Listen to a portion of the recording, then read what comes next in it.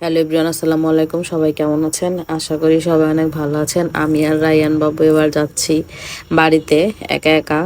সব সময় তো রায়ানের বাবা আমাদের গিয়ে বাসে উঠায় দিয়ে আসে। এবার আমাদের জার্নিটা সম্পূর্ণ আলাদা। এবার আমরা একাই যাচ্ছি।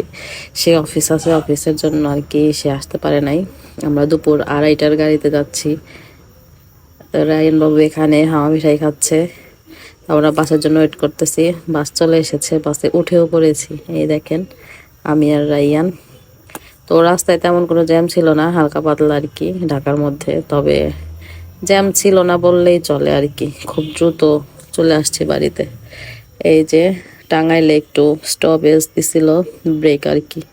তো ওখান থেকে আমরা একটু চিপস কোল্ড ড্রিঙ্কস কিনে নিলাম, যেহেতু রায়ান কিছু খায় না তার জন্য আর কি বেশি কিছু কেনার প্রয়োজন মনে করে নাই।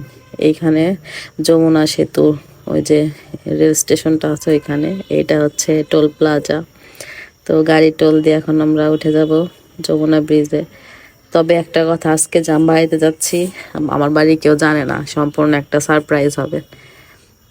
মানে তারা কল্পনাও করতে পারবে না যে আজকে আমি আসব। তো দেখি আপনাদের সাথে সেই মুহূর্তটা শেয়ার করতে পারি কি না। তো এখানে আমার এলাকায় গিয়ে বাসে থেকে নেমে পড়েছি। এটা হচ্ছে মুকুন্দগাতি। যারা বেলকুচির আছেন তারা অবশ্যই চিনবেন। এই দেখেন রায়ান ভ্যানে উঠে মাস্ক টাক্স পরে অবস্থা খারাপ। এখানে গিয়ে আমি গেট নক করতেছিলাম, আমার বোন তো দেখে পুরাই অবাক। মানে ওরা মানে কল্পনা করতে পারে না আমরা যাব। দেখেন আমার ভাই কি রিয়াকশনটা দিচ্ছে। তো সবাই ভালো